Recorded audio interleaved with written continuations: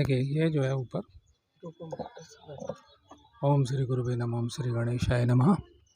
आप देख रहे हो ये ऊपर सीढ़ियाँ भी दिखाएंगे, है ना, कितनी ऊंची सीढ़ियाँ हैं ऊपर।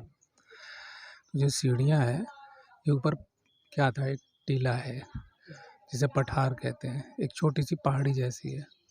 तो यहाँ पर कपिल धारा योग बल से कपिल मुनि ने प्रकट की।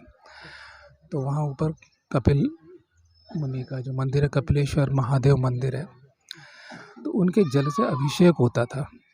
सुनाई दे रहा है आपको? सुनाई दे रहा है? अब आप देख रहे हो यहाँ सारा मैदान है ना। अब ये जो कुंड है, ये कुंड भी छोटा सा है आज, लेकिन हजारों साल पहले इसकी चौड़ाई ज़्यादा रही होगी, लंबाई चौड़ाई ज़्यादा रही होगी। अब तो स्थान की मौलिकता है कि यहाँ पर उस ब्रह्म शक्ति ऋषियों का, उन भगवान कपिल देव का, कपिल मुनि का तेज है। मैं कपिल देव को गुरुदेव का नाम स्मरण करता हूँ तो मुझे गुरुदेव ही याद आते हैं। तो आदि गुरु जो है, जो हम उन्हें अनंत गुरु कहे, आदि गुरु कहे, आदि गुरु जो परंपरा है, तो वो उनका जो तेज है, जो योग बल से धारा प्रकट की उन्होंने।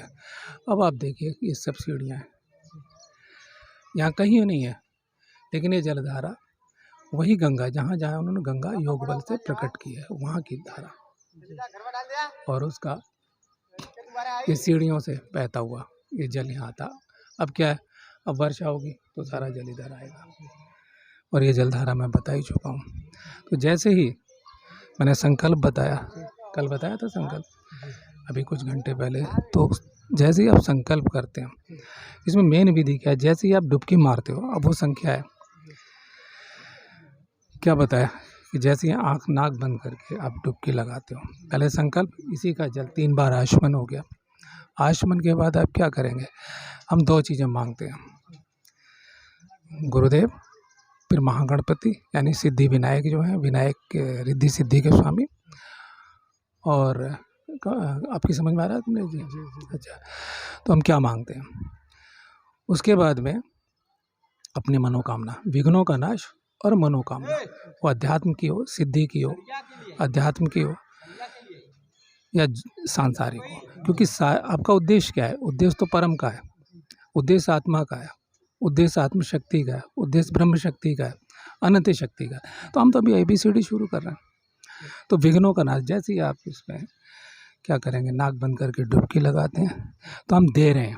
इसलिए मैंने यहाँ से जल भरने को मना किया। अभी कितना सारा पिंडदान हुआ, तर्पण हुआ, है ना, करीब 50 ब्राह्मणों का भोजन हुआ यहाँ पे, हुआ अभी इसी घाट पे। यहाँ पे आप देख रहे थे कितना शोर शराबा, लूट वगैरह, बच्चे सब पैसे बांट रहे थे, लूट हो रही थी।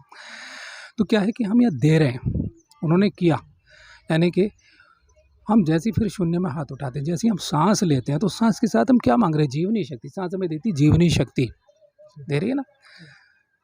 और कभी बताऊंगा कि ये मारण, मोहन, उच्चाटन, आकर्षण, विद्वेषण, ये आदि जितनी शक्तियाँ, ये हम अपनी सांसों के तत्वों का विघटन करेंगे तो विद्वेषण हो जाता है। कैसे हो, क्यों, क्या, ये मैं अगले किसी अंक में बताने जाऊँगा, आपको बताऊँगा ना। जैसे मैंने एक चर्चा की, मुझे लगेगा रिकॉर्डिंग हो तो हमारे दूसरे दर्शक भी देख लेंगे। तो खैर, तो जैसे ही आपने क्या, आप जल से बाहर निकलते हैं, तो हम क्या करते हैं, तब हम मांगते हैं। हमारे हाथ खाली होते हैं, दोनों हाथ फैलाए, डुबकी लगाई, गए। हमने अपने विघ्नों का नाश मांगा, जो भाग्य में हमारे आने वाले संकट हैं, हमारी मनोकामना सिद्धि के रास्ते में जो संकट आ रहे हैं।